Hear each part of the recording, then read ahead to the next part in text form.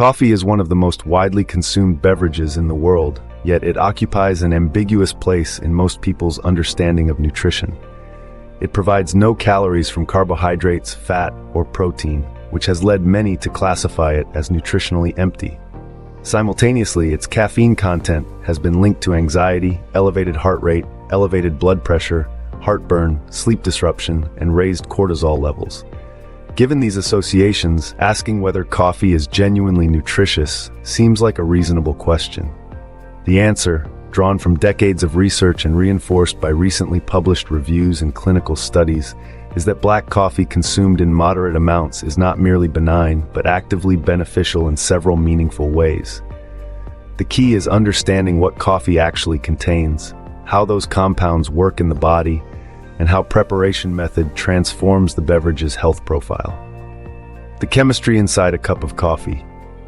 Coffee is a chemically complex matrix.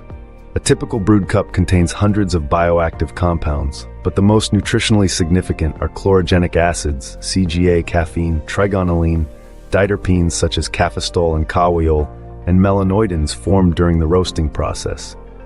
Understanding these compounds separately is essential to understanding coffee's effects. Chlorogenic acid is the single most important contributor to coffee's nutritional value. It is a polyphenol formed from the combination of caffeic acid and quinic acid, and coffee is one of the richest dietary sources of this compound.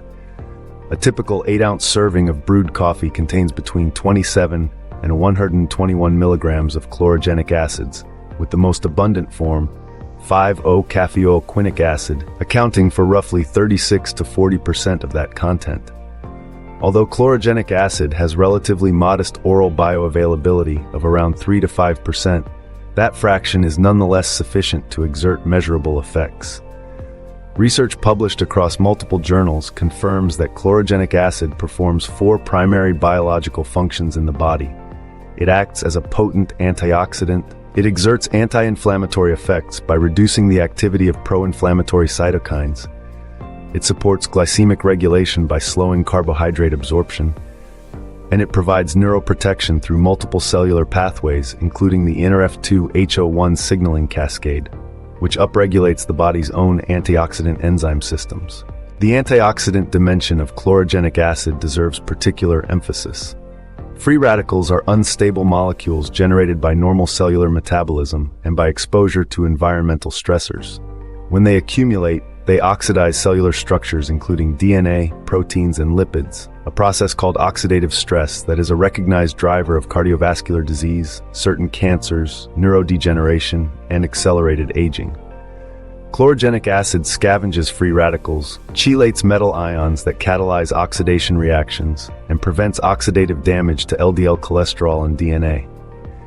For this reason, multiple analyses have concluded that coffee is the single largest contributor of dietary antioxidants for many people in Western countries, surpassing fruits and vegetables in total antioxidant intake simply because of how much coffee is consumed on a daily basis. What caffeine actually does. Caffeine's effects on the body are real and run in both directions.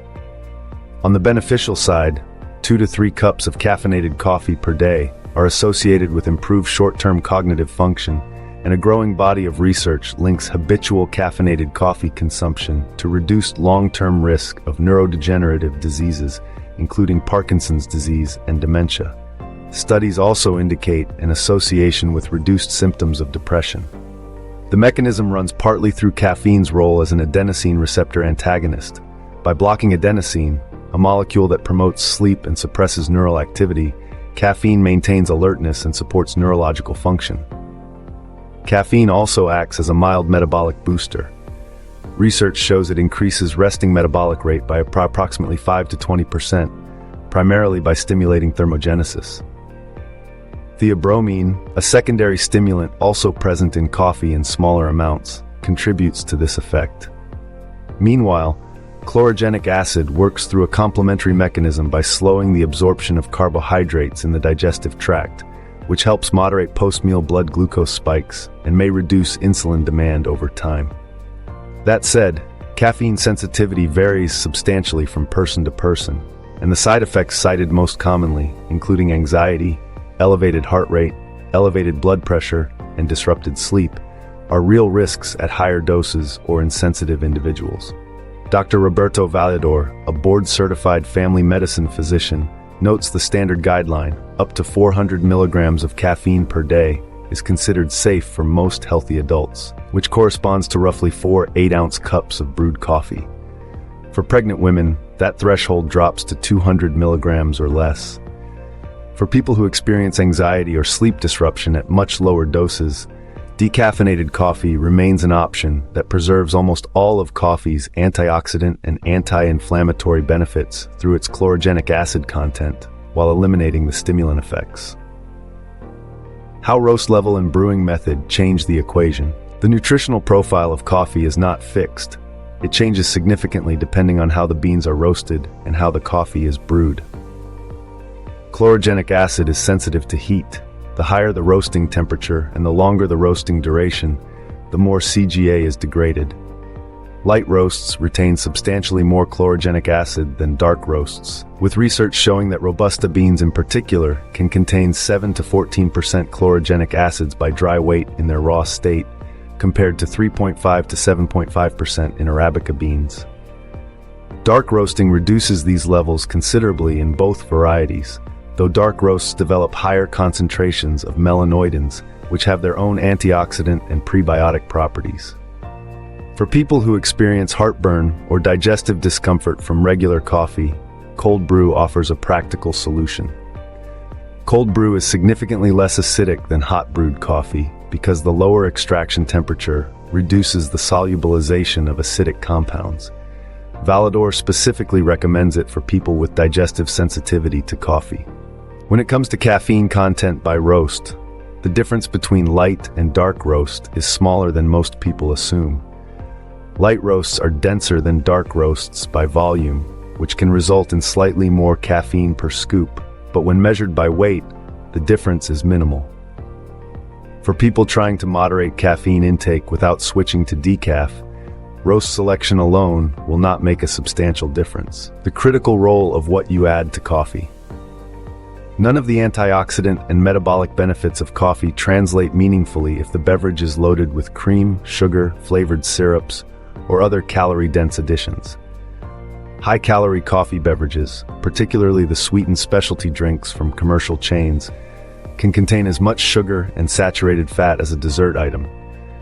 Consuming these regularly can contribute to blood sugar crashes, progressive weight gain, and increased cardiovascular risk, directly counteracting the disease-protective properties of the coffee itself. The healthiest way to drink coffee is black. For people who find black coffee unpalatable, Vallador suggests practical alternatives, replacing cream with skim or low-fat milk, substituting refined sugar with natural sweeteners like honey or maple syrup, or using zero-calorie natural sweeteners such as stevia or monk fruit. Flavoring with cinnamon, vanilla extract, or unsweetened cocoa powder adds complexity without added sugar. A protein powder added to black coffee creates what some refer to as a protein coffee, adding satiety and nutritional value alongside the antioxidants. Coffee's nutritional reputation has lagged behind its science. The evidence is now clear enough to say that moderate consumption of minimally sweetened coffee supports rather than undermines health in most adults, with benefits spanning cardiovascular protection, metabolic regulation, brain health, and antioxidant defense that accumulate over years of consistent